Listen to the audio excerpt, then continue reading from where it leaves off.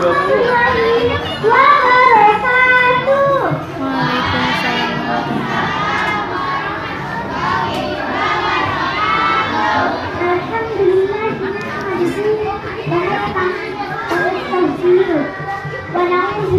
Ini ada di mana? Udah ini?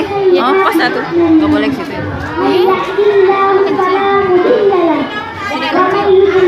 Jelas ya? Asyhadu an la ilaha illallah wahdahu la syarika lahu wa asyhadu anna sayyidana wa nabiyyana Muhammadan abduhu wa rasuluhu la nabiyya ba'dahu. Allahumma shalli ala sayyidina Muhammad wa ala alihi wa ashabihi wa man tabi'ahum bi ihsanin ila yaumil qiyamah. Allahu ta'ala fil Qur'anil Karim. A'udzu billahi minasy syaithanir rajim. Wa wassayna al-insana biwalidayhi hamalathu ummuhu wahnan 'ala wahnin wa fisaluhu an ishkur li wa liwalidayka ilayya al-masir. Sadaqallahul azim. Puji dan syukur marilah kita haturkan kepada Allah Subhanahu wa Ta'ala yang hanya segalanya kita meminta segalanya, yang hanya segalanya kita meminta ampunan, yang hanya kepadanya kita meminta perlindungan agar kita terhindar dari kejelekan diri dan amal kita. Salawat serta salam semoga tetap tercurahkan kepada junjungan kita, kekasih kita, Nabi Muhammad sallallahu alaihi wasallam. Semoga tercurah limpahkan pula kepada keluarganya, para sahabat-sahabatnya, dan semoga sampai kepada kita sebagai umat akhir zaman, dan semoga selalu mengikuti ajaran Rasulullah hingga hari kemudian. Para hadirin yang saya hormati, hadirin yang saya cintai, dan teman-teman seperjuangan. Terlebih dahulu, saya akan memperkenalkan diri dulu ya. Kan ada pepatah, tak kenal maka tak sayang. Jadi saya akan memperkenalkan diri. Saya Ajeng Azka Alifatunisa yang cantik menarik sepanjang masa. Perwakilan dari sekolah yang saya cintai, yaitu SDN Selaudi Kota Bogor. Dalam kesempatan yang mulia ini, perkenankanlah saya menyampaikan sebuah tausiah dengan judul Anak Soleh. Sungguh luar biasa anak soleh itu, sehingga doanya selalu dikabulkan oleh Allah Subhanahu wa Ta'ala. Apabila bapak atau ibunya mempunyai dosa seperti bumi lautan, tapi karena anaknya selalu mendoakannya, maka dosanya berguguran seperti daun di musim ini. Sungguh luar biasa. Dahsyat tidak hadirin, sangat dahsyat kan doa anak soleh itu. Rasulullah Shallallahu Alaihi Wasallam pernah berkata, sungguh seorang manusia akan tinggi derajatnya di surga. Nah, mereka akan bertanya, bagaimana bisa semua itu? Maka dikatakanlah kepadanya, ini Diacak.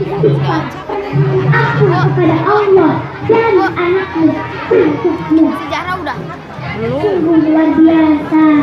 Orang tuanya pun gak nyangka akan ditempatkan di tempat yang mulia oleh Allah. Diacak nomornya ini. Gak nyangka karena orang tuanya merasa sangat banyak dosanya, tapi anaknya selalu mendoakannya. Jadi dosanya pun berguguran dan Allah pun menempatkan kedua orang tuanya di tempat yang mulia.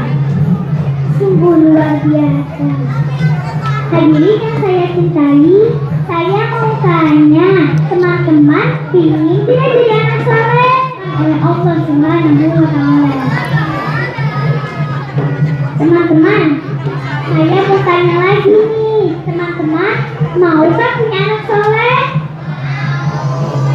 Oke, kenapa kita harus menjadi anak yang soleh dan mempunyai anak yang soleh?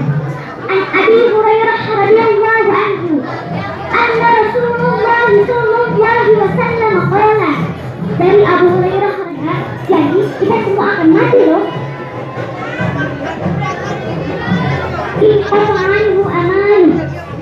maka putuslah dari seorang tersebut amalnya, yaitu amal yang mendatangkan pahala dan dosa. Putus sampai di situ.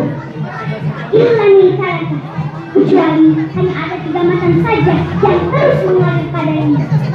Yang pertama, sedekah jariyah, sedekah jariyah kepada yang membangun masjid, membangun pesantren, dan sebanyak-banyaknya. Selagi masjid itu dipakai untuk beribadah, walaupun kita sudah meninggal, kita akan tetap kebagian pahalanya. Yang kedua, al-ilmu nabi, ilmu yang bermanfaat.